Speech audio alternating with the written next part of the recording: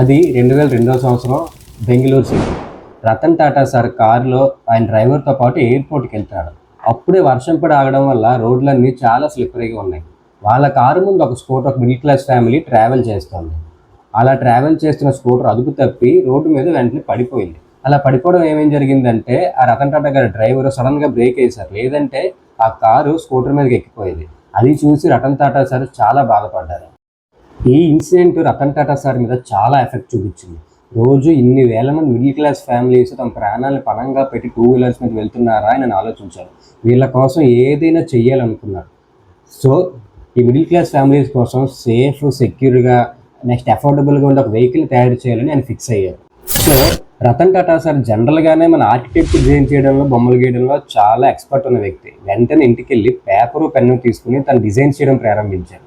First back side 2 wheels scooter design చేశారు. అది నచ్చలేదు. ఆ తర్వాత స్కూటర్ చుట్టూ ఒక కేజ్ని ఏర్పాటు చేశారు. ఇంకో డిజైన్ గీశారు. అది కూడా నచ్చలేదు. చివరికి చాలా డిజైన్లు గీసి అని విసిగిపోయి ఒక డెసిషన్కి వచ్చారు. ఇలాంటి మిడిల్ క్లాస్ ఫ్యామిలీస్ కోసం సేఫ్, సెక్యూర్డ్గా ఉండే ఒక కార్ని డిజైన్ చేద్దామని ఆయన ఫిక్స్ అయ్యారు. ఈ డెసిషన్ టోటల్ ఇండియాలోనే ఆటోమొబైల్ రంగంలో ఒక ప్రతిష్టాత్మకమైన ప్రాజెక్ట్ తీసుకురావడానికి నాంది పలికింది. ఆ ప్రాజెక్టే టాటా నానో. సో మనం ఒకసారి హిస్టరీస్ని చూసినట్లయితే ఇలాంటి చిన్న చిన్న కార్స్ చాలా గొప్ప గొప్ప విజయాలను అందుకున్నాయి. ఫర్ ఎగ్జాంపుల్, రెండో ప్రపంచ యుద్ధ కాలంలో జర్మనీ తీవ్రమైన ఆర్థిక సంక్షోభం ఎదుర్కొంది. అలాంటి టైంలోనే జర్మనీకి చెందిన వోక్స్ వ్యాగన్ కంపెనీ బీటిల్ అనే ఒక చిన్న కార్ని డిజైన్ చేసి లాంచ్ చేసింది. ఇది చాలా పెద్ద సక్సెస్ అయ్యి చాలామంది జర్మనీకి ఇదే ఫస్ట్ కార్ అయింది. అలాగే 1950లో ఇటలీలో కూడా ఫియాట్ కంపెనీ ఫియాట్ 500 అనే కార్ని కూడా లాంచ్ చేసింది. ఇది కూడా చాలా పెద్ద సక్సెస్ అయింది. సో ఈ సక్సెస్ని చూసి ఇన్స్పైర్ అయిన టాటా మోటార్స్ 2002 పూణేలో ఒక గ్రూప్ని ఫామ్ చేసింది. వాళ్ళు ఈ ప్రాజెక్ట్ మీద వర్క్ చేయడం స్టార్ట్ చేశారు. టాటా మోటార్స్ స్వయంగా రతన్ టాటా గారు ప్రెస్ మీట్ పెట్టి టాటా మోటార్స్ 1 lakh కారు తెంచబోతుందని చెప్పి అనౌన్స్ చేశారు. 2002లో 1 lakh కార్ అంటే అసలు ఇంపాసిబుల్. దీంతో ఈ న్యూస్ ఇండియాలోనే కాదు, మొత్తం ప్రపంచవ్యాప్తంగా సెన్సేషనల్గా మారింది. రతన్ టాటా గారు స్వయంగా ప్రెస్ మీట్ పెట్టి 1 lakh కార్ అని చెప్పి అనౌన్స్ చేశారు. కానీ అది ఓన్లీ బేస్ ప్రైస్. ఆ తర్వాత చాలాసార్లు అది 1 lakh కాదు, ఇంకా ఎక్కువ ఉండే అవకాశం ఉందని చెప్దాం అనుకున్నారు. కానీ అప్పటికే ఆ 1 lakh ప్రైస్ అనే ట్యాగ్ అనేది జనాల్లోకి చాలా బాగా వెళ్ళిపోయింది. సో ఇంక వాళ్ళు కూడా చేసేదేం లేక టాటా నానోని 1 lakh అని ఫిక్స్ చేశారు. టాటా మోటార్స్ ఇలా న్యూస్ అనౌన్స్ చేశారో లేదో, ఆటోమొబైల్ రంగంలో ఉన్న చాలామంది అనలిస్టులు 1 lakh కార్ అంటే ఇంపాసిబుల్ అని చెప్పారు. సుజుకి చైర్మన్ సహా చాలామంది పెద్ద పెద్ద వ్యక్తులు బాహాటంగానే బయటికి ప్రెస్ మీట్లు పెట్టి మరి 1 lakh కారు తయారు చేయడం అనేది అసలు ఇంపాసిబుల్, ఇది జస్ట్ పబ్లిసిటీ స్టంట్ మాత్రం అని చెప్పి మరీ చెప్పారు. కానీ రతన్ టాటా సార్ మాత్రం అస్సలు వెనక్కి తగ్గలేదు. నెక్స్ట్ ఈ కార్కి పేరు పెట్టి విషయంలో కూడా చాలా నేమ్స్ అయితే పరిశీలించారు. పియానో, ఐమింటు, ఐకారు, ఎరా, యాటమ్ ఇలా చాలా పేర్లు పరిశీలించారు. చివరికి అందరికీ నచ్చిన పేరు నానో, టాటా నానో. 2005లో నానో యొక్క ఫస్ట్ ప్రోటోటైప్ని వాళ్ళు డిజైన్ చేశారు. మార్కెట్లో లభించే 8.5 horsepower ఉన్న సింగిల్ సిలిండర్ ఇంజన్ని దానికి ఫిక్స్ చేశారు. నెక్స్ట్ అందుబాటులో ఉండే పార్ట్స్ అన్ని కలిపి ఒక డిజైన్ అయితే రెడీ చేశారు. అప్పుడు రతన్ టాటా గారే స్వయంగా ఆ కార్ని టెస్ట్ డ్రైవ్ చేశారు. అసలే సార్ చాలా పొడుగ్గా ఉంటారు, ఎలాగో అడ్జస్ట్ అయ్యి ఆ కారులో కూర్చొని డ్రైవ్ చేశారు. కానీ ఆ టెస్ట్ డ్రైవ్ చేసిన తర్వాత సార్కి ఆ డిజైన్ అస్సలు నచ్చలేదు. ఎందుకంటే కారు పర్ఫార్మెన్స్లో కానీ, నెక్స్ట్ ఆ పవర్లో కానీ, డిజైన్లో కానీ ఆయన ఊహించిన దానికి ఆ కార్ డిజైన్కి చాలా చాలా దూరం ఉంది. సో వాళ్ళు తయారు చేసిన ఇంజిన్ కానీ, కారు కానీ రతన్ టాటా సార్కి నచ్చకపోవడంతో ఆ టీము మళ్ళీ వర్క్ స్టార్ట్ చేసి ఇంకొక కొత్త డిజైన్ అయితే వాళ్ళు రెడీ చేశారు. అప్పటి వరకు మార్కెట్లో అన్ని కార్స్ 4 cylinders లేదా 6 cylinders యూజ్ చేసి రెడీ చేసేవారు. కానీ for the first time 624cc double cylinder use చేసి ఒక కార్ని డిజైన్ చేసిన, అది కూడా సక్సెస్ఫుల్గా డిజైన్ చేసిన కంపెనీగా టాటా మోటార్స్ హిస్టరీ క్రియేట్ చేసింది. టాటా నానోలో ఉపయోగించిన ఇంజిన్, ట్రాన్స్మిషన్ డివైజెస్ ఎంత క్రియేటివ్గా ఉన్నాయంటే వాళ్ళకి మొత్తం 34 పేటెంట్ రైట్స్ కూడా వచ్చాయి. ఇలా చాలాసార్లు డిజైన్ చేసి చివరిగా ఫైనల్ డిజైన్కి వచ్చిన తర్వాత రతన్ టాటా గారు ఆ డిజైన్ చూసి చిన్న అడ్వైజ్ ఇచ్చారు. అదేంటంటే ఆ కారు ముందు భాగం చాలా ఫ్లాట్గా కనిపిస్తుంది, అంటే ఎవరో కట్ చేసినట్టు కనిపిస్తుంది. సో సార్ ఏం చేశారంటే ఆ ముందు భాగాన్ని ఒక 50 mm పెంచమని చెప్పారనమాట. సో ఇలా పెంచడం వల్ల ఏం జరిగిందంటే ఈ 50 mm వినడానికి చాలా చిన్నగా అనిపించవచ్చు, 50 mm అని అనిపించవచ్చు. కానీ ముందు భాగంలో 50 mm రేంజ్ పెంచడం వల్ల వాళ్ళకి లోపల చాలా స్పేస్ అయితే లభించింది. ఈ ఎక్స్ట్రా 50 mm వల్ల టాటా నానో ఒక ప్రత్యేకమైన రూపం వచ్చింది. నెక్స్ట్ ఇంకోటి ఏంటంటే చాలా కార్స్కి, అన్ని కార్స్కి దాదాపు ఇంజిన్ ఫ్రంట్ భాగంలో ఉంటుంది. కానీ దీనివల్ల ఏమవుతుందంటే ఇంజిన్ నుంచి కారు బ్యాక్ వీల్ సైడ్కి రావడానికి కొంచెం ఇంకా చాలా ఎక్స్ట్రా ఎనర్జీ అవసరం అవుతుంది. కానీ ఇక్కడే టాటా నానో చాలా కొత్తగా ఆలోచించింది. సో ఇలా ఇంజిన్ని ఫ్రంట్ సైడ్ కాకుండా బ్యాక్ సైడ్ పెట్టడం వల్ల ఎనర్జీ చాలా వరకు తగ్గిపోయి టాటా నానో తయారు చేయడానికి కొంచెం ఖర్చు కూడా బాగా తగ్గింది. ఇంకోటి ఏంటంటే ఇలా చేయడం వల్ల లోపల కూర్చునే ట్రావెలర్స్కి బూట్ స్పేస్ కూడా చాలా ఎక్కువ పెరిగినట్టు అనిపించింది. జనరల్గా చెప్పాలంటే ఈ టాటా నానో కారు అప్పట్లో ఫేమస్ అయిన మారుతి 800 కారులోని బూట్ స్పేస్ కంటే 21% ఎక్కువ. సాధారణంగా ఒక కారు బాడీ 2 ప్రధాన భాగాలతో తయారవుతుంది. ఫస్ట్‌ది చాసిస్. చాసిస్ అంటే ఏంటంటే మన శరీరంలో ఎముకలు అంటే స్కెలిటన్ ఎలా ఉంటాయో ఒక కారు కూడా చాసిస్ అనేది ఒక స్ట్రక్చర్ని ఇస్తుంది. ఈ చాసిస్ మీద మిగిలిన బయటికి కనిపించే ప్యానల్స్ అన్ని ఫిక్స్ చేసి టోటల్గా ఒక డిజైన్ అయితే వాళ్ళు ఫిక్స్ చేస్తారు. కానీ టాటా మోటార్స్ వాళ్ళు ఏం చేశారంటే ఇక్కడ కూడా స్పెషల్గా ఆలోచించారు. అదేంటి, వాళ్ళు టూ వీలర్స్ నుంచి ఇన్స్పైర్ అయ్యారు. టూ వీలర్స్లో అయితే చాసిస్ అని స్పెషల్గా ఉండదు, అక్కడ సింగిల్ లేయర్ మాత్రమే ఉంటుంది. సో దాన్ని ఇన్స్పైర్గా తీసుకొని టాటా నానో గ్రూప్ ఏదైతే ఉందో వాళ్ళు ఏం చేశారంటే ఈ టాటా నానోని కూడా సింగిల్ లేయర్ బాడీగా తయారు చేద్దామని చెప్పి ఫిక్స్ అయ్యారు. దీనివల్ల ఖర్చు సగానికి సగం తగ్గిపోయింది. ఖర్చుని ఇంకా తగ్గించడానికి ఫస్ట్ టాటా నానోకి ఓన్లీ 2 డోర్స్ మాత్రమే ఇవ్వాలని చెప్పి ఫిక్స్ అయ్యారు. అంటే ఫస్ట్ సీట్లోంచి వాటిని ఫోల్డ్ చేసి బ్యాక్ సైడ్కి వెళ్ళే విధంగా ప్లాన్ చేశారు. కానీ తర్వాత ఏమైంది తెలీదు, అంటే కస్టమర్స్ని దృష్టిలో పెట్టుకుని వాళ్ళ సౌకర్యాలు దృష్టిలో పెట్టుకుని దానికైతే మళ్ళీ 4 డోర్స్ అయితే ఇవ్వడం జరిగింది.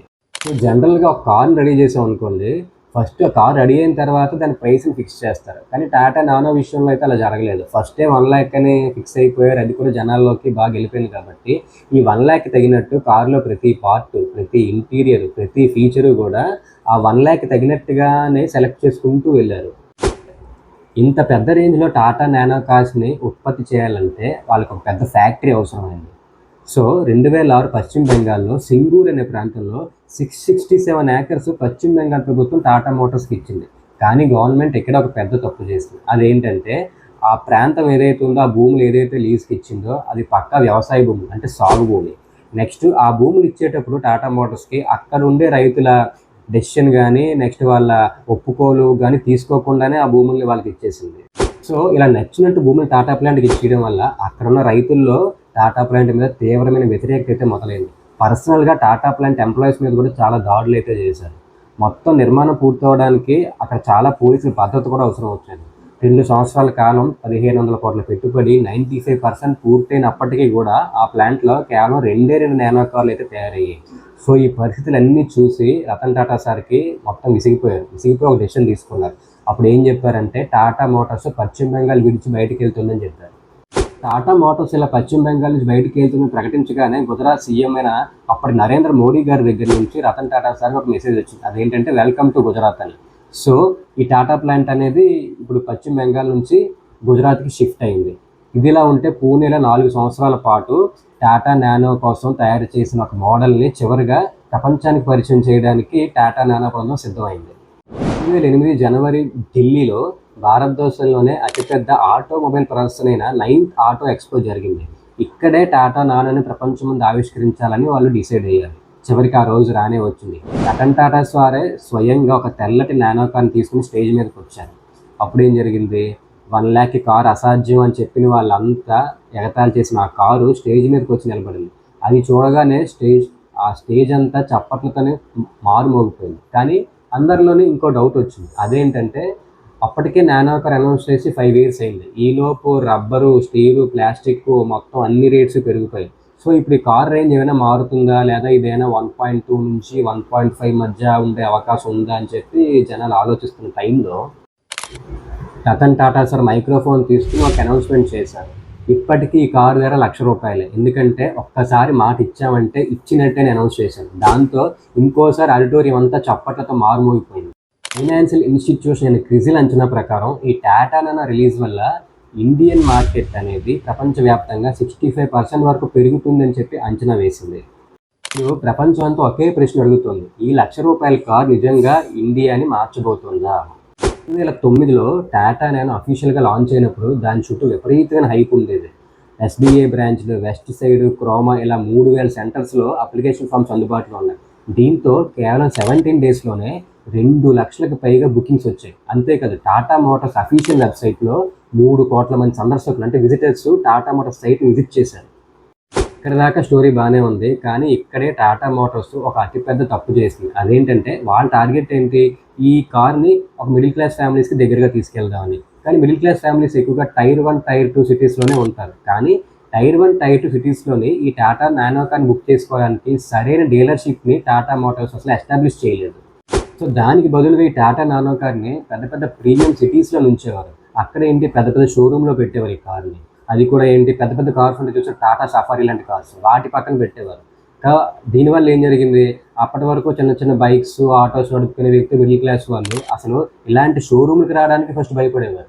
ఇక్కడ ఇంకో ఇంపార్టెంట్ మ్యాటర్ ఏంటంటే కారు కొనడానికి ఫైనాన్సింగ్. జనరల్గా ఈ కార్ మిడిల్ క్లాస్ వాళ్ళు కొంటారు. సో వాళ్ళు ఏం చేస్తున్నారు, ఈ కారు కొనడం కోసం లోన్కి వెళ్ళేవారు. లోన్ కోసం వెళ్ళిన బ్యాంకులు ఏం చేసి వాళ్ళ క్రెడిట్ హిస్టరీ, వాళ్ళ ఫైనాన్షియల్ డాక్యుమెంట్స్ అన్నీ చెక్ చేసేవాళ్ళు. జనరల్గా వీళ్ళు మిడిల్ క్లాస్ పీపుల్ అవడం వల్ల వాళ్ళకి పెద్దగా క్రెడిట్ స్కోర్ కూడా ఉండేది కాదు. సో బ్యాంక్ వాళ్ళు ఏం చేస్తారు, బ్యాంక్ లోన్ని రిజెక్ట్ చేసేవారు. ఇక టాటా మోటార్స్ ఇంకో కండిషన్ పెట్టింది. అదేంటంటే కారు కొనడానికి 1 lakh ముందే పేమెంట్ చేయాలి. ఇచ్చాక కారు కూడా 1 year తర్వాత డెలివరీ అవుతుంది. ఎందుకంటే వాళ్ళ దగ్గర ఒకే ఒక ఉత్పత్తి చేసే సంస్థ, అది కూడా గుజరాత్లో ఉంది. సో కార్ డెలివరీ చేయడానికి కూడా వాళ్ళు 1 year పాటు తీసుకునేవాళ్ళు. ఒక మధ్యతరగతి కుటుంబానికి లోన్ లేకుండా కారు కోసం 1 lakh పే చేయడం, ఆ తర్వాత కారు కోసం 1 year పాటు వెయిట్ చేయడం చాలా కష్టంగా అనిపించింది. సో చాలామంది కారు కొనడానికి అసలు ఇంట్రెస్ట్ చూపించలేదు. ఇంకో విషయం ఏంటంటే దీనివల్ల టాటా ఏం చేసింది, నానో కార్ని తయారు చేయడం ఈజీ చేసింది, కానీ కొనడానికి మాత్రం చాలా చాలా కష్టం చేసింది. టాటా నానో కార్ను కొన్న కస్టమర్స్ రివ్యూస్ అయినా బాగున్నాయంటే అది లేవు. 2010లోని ముంబైకి చెందిన ఒక ఫ్యామిలీ టాటా షోరూమ్ నుంచి కార్ను కొని జస్ట్ 45 minutes మాత్రం డ్రైవ్ చేసింది, వెంటనే ఇంజిన్లోంచి పొగ రావడం స్టార్ట్ అయింది. ఇలాగా 2010లో 6 ఇన్సిడెంట్స్ జరిగాయి. అన్ని ఇన్సిడెంట్స్లోనే ఒకటే కామన్, ఇంజిన్లోంచి పొగ రావడం లేదా మంటలు రావడం. ఇలా ఉంటే కొన్ని సంవత్సరాల తర్వాత గ్లోబల్ ఎన్సీఏపీ ఈ టాటా నానో కార్ మీద క్రాష్ టెస్ట్ చేసింది. ఈ క్రాష్ టెస్ట్లో టాటా నానో ఓన్లీ 64 km స్పీడ్తో వెళ్ళి ఒక గోడకి కొట్టింది. అలా కొట్టడంతోనే టాటా నానో బాడీ అంతా తుక్కు అయిపోయింది. దీంతోనే ఆ సంస్థ ఏం చేసింది, దీనికి సేఫ్టీలో 0 రేటింగ్స్ ఇచ్చింది. సో సేఫ్టీ రేటింగ్స్ 0 ఇవ్వడం వల్ల టాటా నానో సేఫ్ కాదు అనే అభిప్రాయం ప్రజల్లో ఏర్పడింది. అంతేకాదు టాటా నానో కారు కొనడం అంటే ఒక అడ్జస్ట్మెంట్కి కొనడం. ఎందుకంటే ఇందులో ఏసీ లేదు, పవర్ స్టీరింగ్ లేదు, పవర్ విండోస్ లేవు, నెక్స్ట్ దానిలో ఉపయోగించిన ఎయిర్ బ్యాగ్స్లో కూడా క్వాలిటీ లేదు, ఒకే ఒక వైపర్ ఉండేది, సైడ్ మిర్రర్ కూడా ఒకటే ఉండేది. ఇంకా ఏంటంటే కారు చక్రాలకి 4 బోల్ట్ బదులు 3 బోల్ట్స్ ఫిక్స్ చేశారు. ఇంజిన్ సౌండ్ కూడా వింటే ఆటో రిక్షా సౌండ్ వచ్చేది. లోపల ఇంటీరియర్కి ఉపయోగించిన ప్లాస్టిక్ కానీ ఏవి క్వాలిటీగా లేవు. నెక్స్ట్ హైవే మీద వెళ్ళేటప్పుడు ఓవర్టేక్ చేయాలంటే చాలా కష్టం అయ్యేది. దానిలో అసలు పవర్ లేదు, యాక్సిలరేషన్ కూడా లేదు. ఇంకో విషయం ఏంటంటే దాని ఇంజిన్ కెపాసిటీ ఓన్లీ 15 liters అవడం వల్ల ఒక సిటీ నుంచి ఇంకో సిటీకి వెళ్ళాలంటే చాలాసార్లు బండి నాపి పెట్రోల్ ఫిల్ చేసుకోవాల్సి వచ్చేది. మొత్తానికి టాటా నానోలోని ప్రతి ఫీచర్ దాని ఖర్చు తగ్గించడానికి చేసిన ఒక రాజీలా మాత్రమే ఉండేది. నెక్స్ట్ చూడడానికి కూడా లుక్ కూడా అంతగా బాగుండేది కదా, ఇది యాక్సిడెంట్ అయిన కారులో ఉండేది. అంతేకాదు బ్లూంబర్గ్ లాస్ట్ 50 yearsలో రిలీజ్ చేసిన కార్లో అత్యంత చూడడానికి అందవిహీనంగా ఉండే కార్ లిస్టులో టాటా నానోను కూడా చేర్చింది. దీనికి తోడు వరల్డ్ చీపెస్ట్ కార్ అనే ట్యాగ్ లైన్ కూడా టాటా నానో డ్యామేజ్కి బాగా హెల్ప్ అయింది. సో ఇక టాటా మోటార్స్ చేసిన తప్పు ఏంటంటే టాటా నానోని వరల్డ్ చీపెస్ట్ కార్ అని చెప్పడం. దీనివల్ల ఏం జరిగింది, జనరల్గా మనం ఏమనుకుంటాం, మనం కారు కొన్నామంటే దాని అర్థం ఏంటి, మనం ఫైనాన్షియల్గా ఫ్రీ అయ్యాం, ఫైనాన్షియల్గా ఒక స్టెప్ పైకి ఎక్కామని.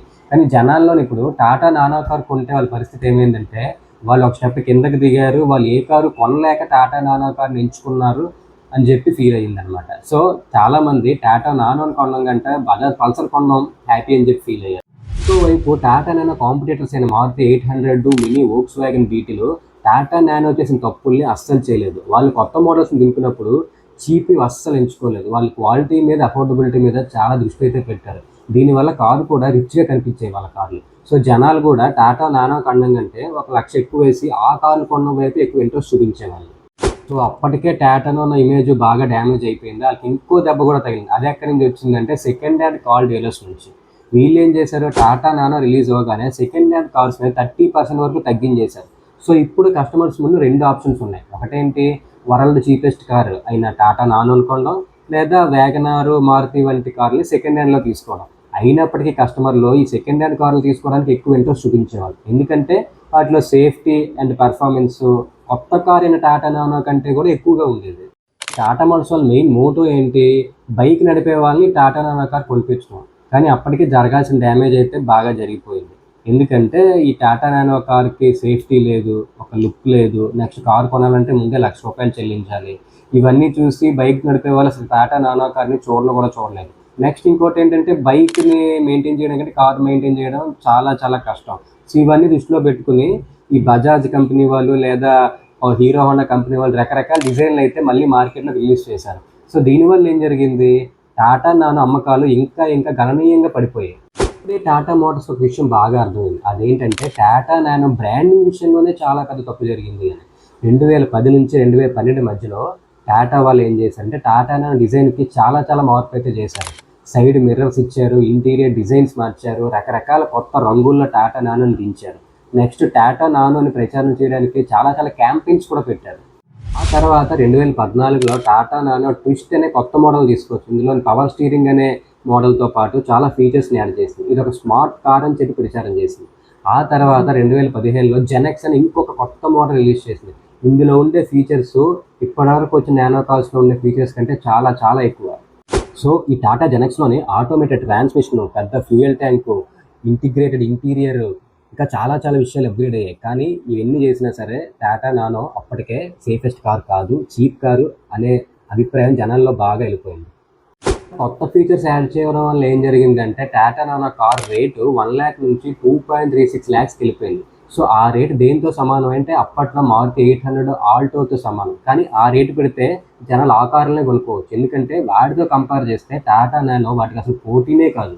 ఇదే టైంలో Hyundai motor company Hyundai Eon అనే కొత్త మోడల్ తీసుకొచ్చింది. డాట్సన్ గో అని ఇంకొక కొత్త మోడల్ తీసుకొచ్చింది. ఈ కార్లు ఏం చేశాయి, టాటా నానోని బాగా అబ్జర్వ్ చేసి అది చేసిన తప్పులు రిపీట్ చేయకుండా మంచి సేఫ్టీతో, మంచి ఫీచర్స్తో కొత్త కొత్త మోడల్స్ రిలీజ్ చేయడం వల్ల టాటా నానో అమ్మకాలు దాదాపు పడిపోయాయి. ఇన్ని దెబ్బలు తగిలిన టాటా మోటార్స్కి, టాటా నానోకి లాస్ట్ దెబ్బ ఏంటో తెలుసా, ఎక్కడి నుంచి వచ్చిందో తెలుసా, టాటా మోటార్స్ నుంచే వచ్చింది. సుమారు 3.2 lakhs రేట్తో వచ్చిన టాటా టియాగోలో modern features, modern interior, stylish look వల్ల మొత్తం అప్పటి వరకు వచ్చిన టాటా నానో కార్ల కంటే ది బెస్ట్ అనిపించుకుంది. దీనికోసం అయితే జనాలు ఎగబడ్డారు. దీనివల్ల ఏం జరిగింది, టాటా నానో అమ్మకాలు పూర్తిగా పడిపోయాయి. మొత్తం లైఫ్ టైంలో టాటా నానో కనీసం 3 లక్షల కార్లు కూడా అమ్మలేకపోయింది. దాని ఫైనల్ మంత్ ఫిబ్రవరి 2019లో అయితే ఒక్క కారును మాత్రమే అమ్మగలిగింది. 2008లో ప్రపంచం ముందుకి అంత గొప్పగా వచ్చిన కారు రతన్ టాటా గారే స్వయంగా ఇంట్రడ్యూస్ చేసిన కారు 10 ఏళ్ళ తర్వాత ఆపేసినప్పుడు ఒక ప్రెస్ కాన్ఫరెన్స్ లేదు, ఒక మీటింగ్ లేదు, ఒక రిపోర్ట్ లేదు, ఏమీ లేదు, నిశ్శబ్దంగా చరిత్రలో కలిసిపోయింది. రతన్ టాటా సారు మన మిడిల్ క్లాస్ ఫ్యామిలీస్ కోసం కళ్ళకని ఎంతో ఇష్టపడి తయారు చేసిన కారు తన అంచనాలను అస్సలు అందుకోలేకపోయింది. దీనివల్ల మనకి ఏం తెలిసిందంటే ఎక్కడైనా సరే ఏమైనా సరే ఒక కారు అవనియండి, ఏమవనియండి, దాని బ్రాండింగ్ విలువ పడిపోయినప్పుడు, దాని గురించి జనాలు నమ్మనప్పుడు అది ఎక్కడ పనిచేయదు. ఇలాంటిది మార్కెటింగ్ రంగంలో అయితే ఇంకా చాలా చాలా ఎక్కువ ప్రభావాన్ని అయితే చూపిస్తుంది. టాటా అన్నీ బాగానే చేసింది, కానీ దాని బ్రాండింగ్ విషయంలో చాలా తప్పు చేసింది. ఎప్పుడైతే తనని తాను చీపెస్ట్ కార్ అని చెప్పి ప్రపంచం ముందుకు తీసుకువచ్చిందో అక్కడే అది ఫెయిల్ అయింది. సో ఫ్రెండ్స్, మీలో ఎవరైనా టాటా నానో కార్ని ఇప్పటికీ వాడుతున్నట్లయితే ఒక లైక్ చేయండి. ఇప్పటితో అయితే ఈ వీడియో నేను ముగిస్తున్నాను. ఈ వీడియో మీకు నచ్చినట్లయితే, మీకు ఎంతో కొంత ఇన్ఫర్మేషన్ ఇచ్చినట్లయితే దయచేసి నా ఛానల్ సబ్స్క్రైబ్ చేయండి. ఈ వీడియోని లైక్ చేసి మీ ఫ్రెండ్స్ అండ్ ఫ్యామిలీకి అయితే షేర్ చేయండి. నెక్స్ట్ వీడియోలో మళ్ళీ కలుద్దాం.